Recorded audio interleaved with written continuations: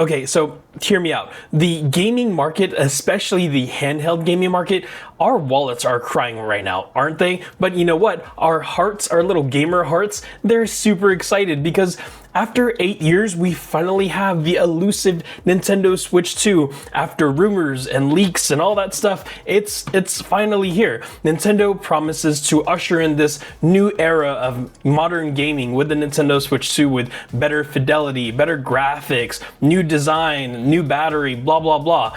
But for the last 3 years, there has been in my personal opinion, a reigning champ. And for the last 3 years, the Legion Go has been slaying the handheld gaming market. So that's what today's video is going to be about, comparing the brand new Nintendo Switch versus the infamous Legion Go. We're all going to go elementary old school and do a compare and contrast between the Nintendo Switch and the Legion Go. We're going to talk about the design, the battery performance, the controllers, the displays, the buttonology, the operating system, the games, and other features. This video is going to be a little bit more tough because it's not like I'm comparing apples to apples. I'm actually comparing like coconuts to apples. And honestly, I'm up for the challenge. Let's go and give it a shot. First, let's talk about the design of both of these consoles, starting off with the Switch 2.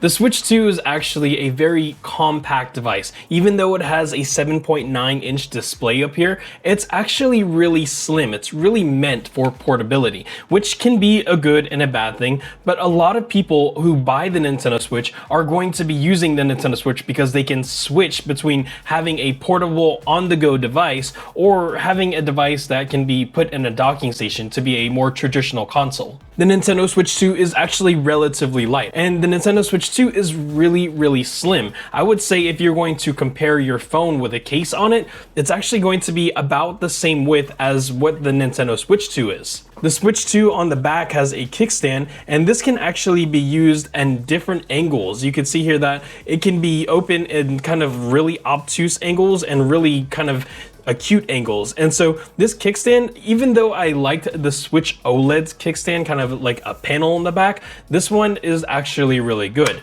The Nintendo Switch 2 then has a few buttons on it. It has a power button, and then it has the volume rockers, and then it has two USB-C ports, one on top and then one at the bottom, with a headphone jack and then a game cartridge. It then has asymmetrical analog sticks, and then a D-pad, and then the XYBA button, and then obviously has bumper and trigger buttons. So the overall design of the Nintendo Switch 2 is that it has a sleek profile. It's really meant for portability, and then it's really light. The buttons and the screen all complements the overall portability and overall performance of the Nintendo Switch 2. The Legion Go is kind of the exact opposite of everything of the Nintendo Switch 2, because this Legion Go is huge. This display, which is larger than the Nintendo Switch 2, comes in at 8.8 inches versus the Switch 2's 7.9 inches. Also, to have bigger numbers, this thing weighs more than Nintendo Switch. It's thicker than the Nintendo Switch. And in the spirit of increasing numbers,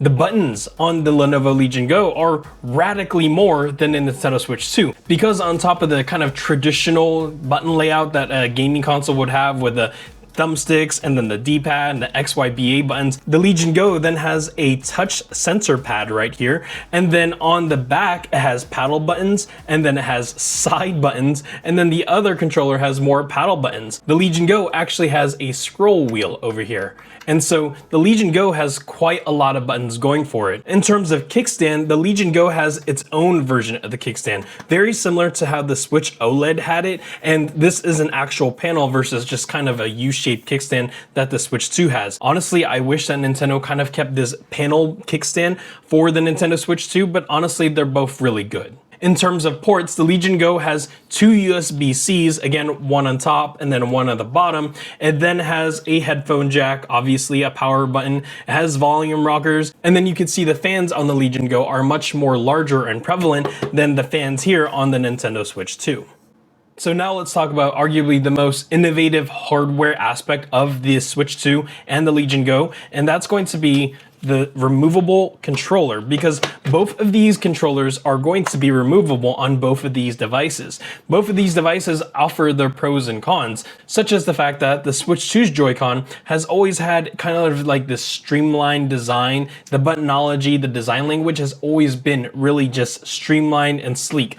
Whereas the True Strike controller on the Legion Go, this thing kind of packs everything you need onto it and more. You have kind of the thumbstick, you have your regular XYBA buttons over here, you have some paddle buttons in the back, here's that scroll wheel that I mentioned, and then there's going to be the bumper and trigger button. So that's going to be quite a lot of buttons, but there's more because now there's actually side buttons over on the right hand side of the True Strike controller. And then there's this thing called FPS mode, which basically takes your True Strike controller and turns it into a mouse. But the Switch 2 Joy-Con can actually be used as a mouse as well. Now, comparing the Joy-Con to the True Strike controller is not going to be an apples to apples comparison. Sure, there are some similarities, but overall the design language of both of these kind of detachable controllers, they're just different. I would have to say that the Lenovo Legion Go's True Strike controller is a little bit chunky, but it's actually a good thing because it's easy to hold. It's super ergonomic. On top of that is the fact that, again, there's just like buttons galore on the True Strike controllers. This is the right True Strike controller. However, the left True Strike controller, while it doesn't have as many buttons as the right True Strike controller, it still has paddle buttons and it still has just kind of that ergonomic grip. It feels really good. I would like to see Lenovo Legion Go kind of streamline the design here and still keep all of the buttons and functionality. The grip portion here where my fingers are actually what really makes the True Strike controllers pretty ergonomic. On the flip side, the Joy-Cons, they are actually going to be super useful in many types of situations, but they're not as comfortable. Even though they are definitively larger than the original Switch Joy-Cons, they're still very thin, and that thinness, because there isn't kind of any ergonomic grip here, it's just flat, it actually can feel a little bit uncomfortable. That is something that I wish Nintendo fixed when they deployed the Nintendo Switch 2, is having a little bit more comfortable grips for the Joy-Cons. You can see here that when I'm holding the True Strike controller, it actually takes up my whole entire hand, whereas the Joy-Con, it's actually kind of hidden in my hand. You can see that it's just a different device. The Legion Go's right detachable controller does have a touchpad in here, which I never use. You can actually tell that the plastic kind of protection thing is still on, whereas the Nintendo Switch 2 has a new chat button. Now, in terms of tactile clickiness for both of these controllers, I would have to say both of them have their own personalities. Clickiness and the kind of travel for the thumbstick is all, it feels really good. While as the clickiness and the kind of travel for the thumbstick on the True Strike controller, again, they feel really good. They just feel different. I don't know which one feels more qualitative. If I was going to have to choose, I would actually say that the True Strike wins. Now, I'm being 100% honest with you because I'm a Nintendo fanboy. I love my Lenovo Legion Go, but I don't play it as much as I play my Nintendo Switch. So even though I like the Legion Go's detachable controllers more than the Joy-Cons have the Legion Go's controllers beat in one aspect, and that's going to be ease of access because of the fact that this right here is magnetized.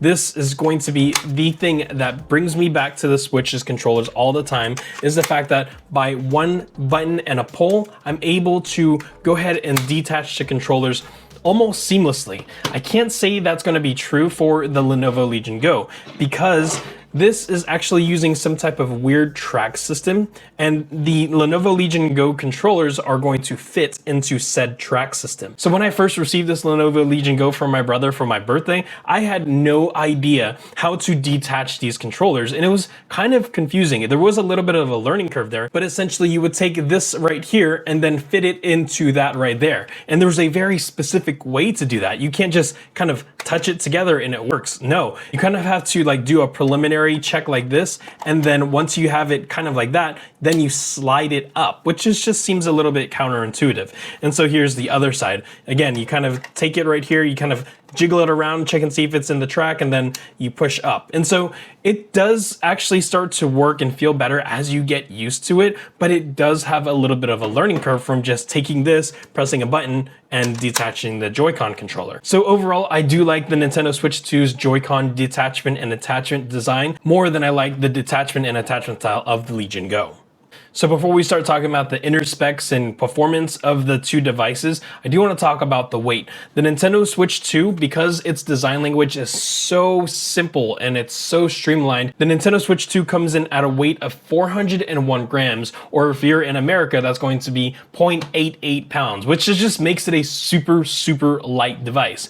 Whereas the Lenovo Legion Go, this comes in at 854 grams, and or again, if you're going to be using pounds, it's almost 2 pounds. It comes in at 1.88 pounds. So this is just a monster of a device in terms of weight. You could easily pack your Nintendo Switch 2 and a carrying case into your book bag and probably forget that you're carrying it. But you could actually probably just put the Legion Go without a carrying case in your book bag and still probably feel its weight. So in terms of display, again, the Nintendo Switch 2 has a 7.9-inch LCD display, and it does have a refresh rate of 120 Hertz, which makes games super buttery smooth. It also has other things like variable refresh rate, or VRR, which if you're not familiar, just really helps with the steady frame rates while you're playing games. In terms of the Legion Go's display, again, this is going to have an 8.8 LCD display, and it also has similar specifications to the Nintendo Switch. I don't actually know if it has VRR, but I do know its refresh rate can be 144 Hertz, which means the games that actually utilize that full 144 Hertz for its refresh rate,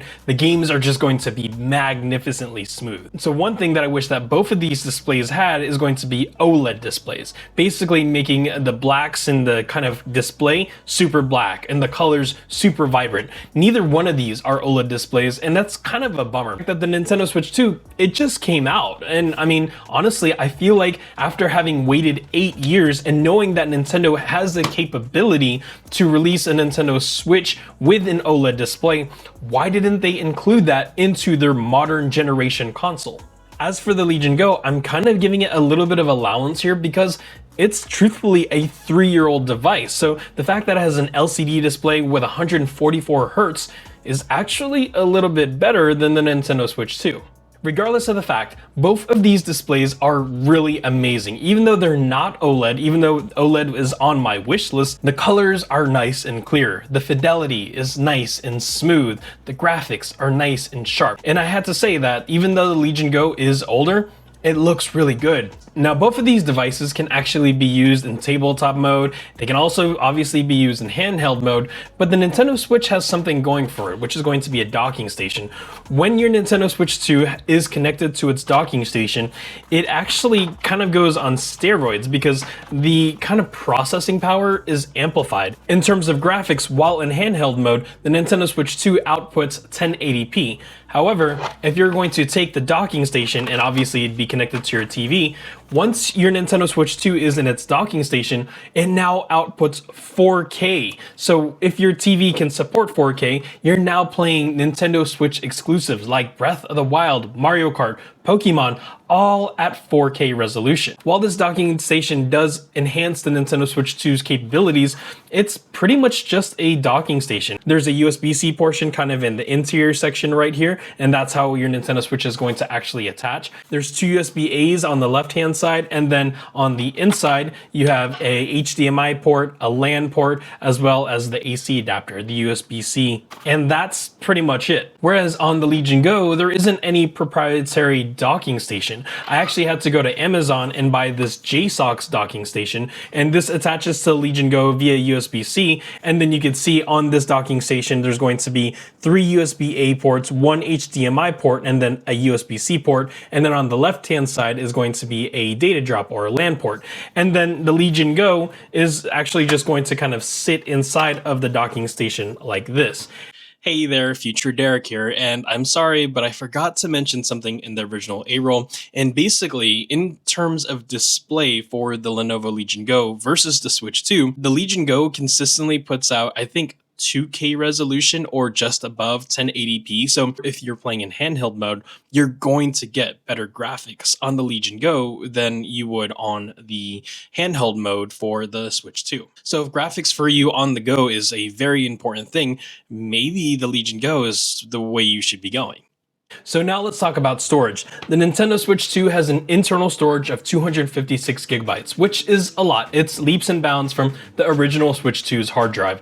But in the year of 2025, 256 gigabytes isn't really that much. Fortunately, there is going to be an area here where you can expand your storage by having a micro SD slot. And the Nintendo Switch actually requires its users to have a micro SD express card. You can't just pop in any regular SD card in here. It's not going to work as designed because the express card for these micro SD cards are actually designed for really fast read and write functionality. And so the micro SD card that you might be using for your camera or whatever it may be, if it's not a micro SD express card, you might be sorely disappointed whenever you're trying to play games on your Nintendo Switch 2. From my understanding, I don't think there's a way to upgrade your internal Nintendo Switch 2's internal storage, and if you do, you might get banned for that.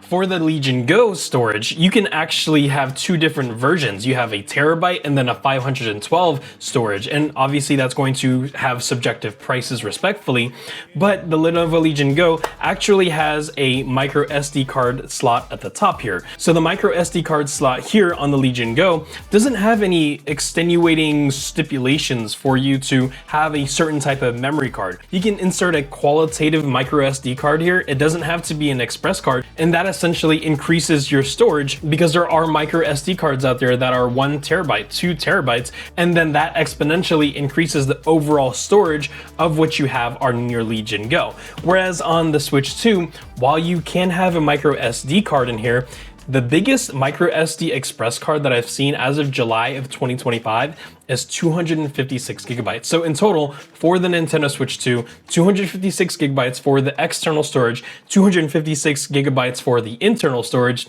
You do the math.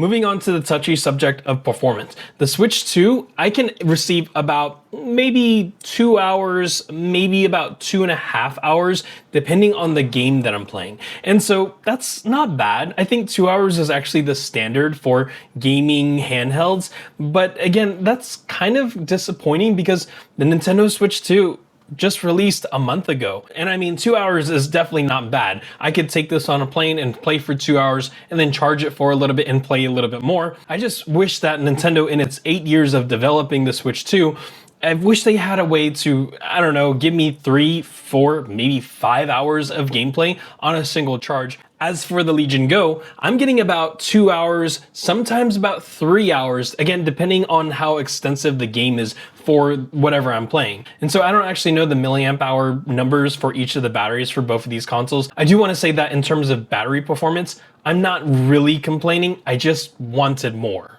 So now let's talk about the processors.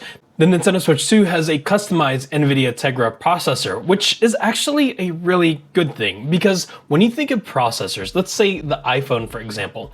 The iPhone here has a processor that is built for the iPhone. The RAM, the ROM, the operating system, the processor, all of that married together really makes iPhones just kind of a really smooth type of phone. The same thing can be said to be true for the most modern Galaxy phones where they have the 4 Galaxy chip. And so that's why the custom chip processor for the Nintendo Switch 2 is a big deal, because when you have a specific processor that's made for the software, made for the hardware, made for this whatever the device is, it's going to run really smoothly. These are not apples to apples comparison. The NVIDIA custom Tegra chip for the Switch 2 versus the Z1 Extreme on the Lenovo Legion Go, they're just two different processors. They're meant to process, but the way they interact with the hardware and the software are actually pretty different, because even though the Z1 Extreme on the actual Legion Go is able and capable of doing some really good tasks and processing, it's not as efficient as the Nintendo Switch 2, which is a good thing and a bad thing. We'll talk about that when we get to the software and the operating systems. And so for the Legion Go, it has the AMD Z1 Extreme processor, which, like I just mentioned, is a really good processor for its day and age, and it's actually holding up really well in 2025. And that's really important to consider the fact that the Z1 Extreme processor is good for gaming, but it's also good for pretty much everything else, because this Legion Go, yeah, it has controllers on it, but it's actually a computer too. Which now leads me over to the software and operating systems of both of these devices. The operating system for the Nintendo Switch 2 is a Nintendo Switch proprietary software. It's meant to play games, and that's pretty much it. When you pick up the Nintendo Switch 2, you cannot fire up an internet browser and shop on Amazon. You cannot fire up YouTube and start watching my videos. Don't forget to like and subscribe. The Nintendo Switch 2's software and operating system is built exclusively for gaming, which is not true for the Lenovo Legion Go. The Lenovo Legion Go is running full Windows 11 operating system, which is arguably going to be a pro and a con depending on who you're talking to. And I like the fact that I have a computer that basically has controllers on it, because I can actually check my emails on the Legion Go. I can fire up Google Chrome and pay for my bills on the Legion Go. And if I was still a school and or a student, I could write papers on the Legion Go. All of these things I cannot do on the Nintendo Switch 2. But you don't buy a Legion Go or a Nintendo Switch because of its extra capabilities. You buy a gaming console for the games. And so the games on the Nintendo Switch 2 are actually going to be the kind of Nintendo exclusives, the Marios, the Pokemons, the Zeldas. You're not really going to be able to find that on any other device unless you're doing a thing called emulation. The games on the Legion Go is actually much more expansive because it's not going to be tied down to that exclusivity. You can actually run World of Warcraft or other MMOs on the Legion Go. You can run pretty much any type of Steam game that Steam has to offer. And again, if you like to tinker and you're willing to kind of invest some time, you can emulate Nintendo games onto your Legion Go. Now, there is a big caveat when it comes down to tinkering for gaming emulation. From my understanding, those emulated games are typically older games and or classic games. For instance, you may or may not be able to get Zelda Tears of the Kingdom in an emulation to run on your Lenovo Legion Go. But if you're willing to spend the time and do enough tinkering, you might very well be able to emulate some of Nintendo's exclusive games onto your Windows device. Now, I'm not saying go ahead and do that because it's kind of a gray area, but you do have that opportunity if you're willing to take the risk. Before we jump off the software specifically for the gaming, the Legion Go software actually, again, is using Windows 11. However, their actual gaming software is actually called Legion Space. And if you watch my other Legion Go video, which I'll put a card up right here, I hate Legion Space. It is just the buggiest, clunkiest type of software out there. It's probably the worst part of the Legion Go. And so when it comes down to gaming software, not talking about Windows or anything like that, when it comes down to pound for pound gaming software, the Nintendo Switch 100% wins. But when it comes down to software outside of the gaming, the Legion Go is the way to go. Okay, so all this to say is that I'm saying that both of these devices are really fantastic. Depending on what type of itch you have, both of these devices are going to scratch it. The thing that it always comes down to is going to be the price. My dad always tells me that everything comes down to money, and that is probably the truest statement ever. Everything costs money. And so here for both of these consoles, the Nintendo Switch 2 is going to come in at $449 console by itself, $499 USD with a Mario Kart bundle, whereas the Legion Go is actually going to come in at around $699, or any other type of holiday that has like a big sales tech event. You'll actually find the Legion Go at about the same price as of what you'd be paying for the Nintendo Switch 2. And if you're super thrifty like me, you could actually go to places like Mercari or Facebook Market and find the Legion Go for about $299, sometimes cheaper, secondhand and used. If you're super duper ultra thrifty, all you have to do is bug the crap out of your older sibling, and then they're eventually going to send you the Legion Go for your birthday. I wonder if I bugged my brother enough, would he have just eventually sent me his Nintendo Switch 2? Okay, so at the beginning of the video, I said which one is going to be best for you.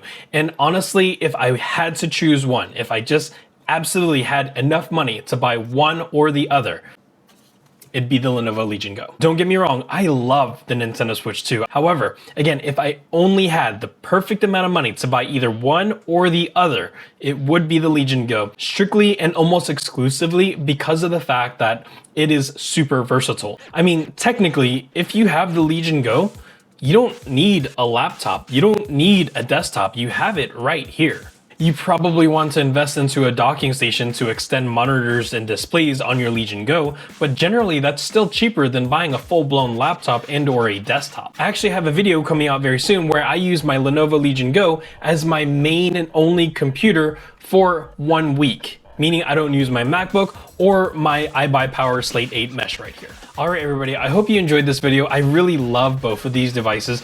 Both of them offer their pros and their cons, but the thing is what's best for you? What can you afford versus what do you need? Do you need a handheld gaming console that's exclusively going to play games, or do you need a handheld gaming console that's going to also do daily computing tasks? Because at the end of the day, they're relatively the same price. Also, don't forget to, like and subscribe down below and share this video with a friend. I'll see you in the next one.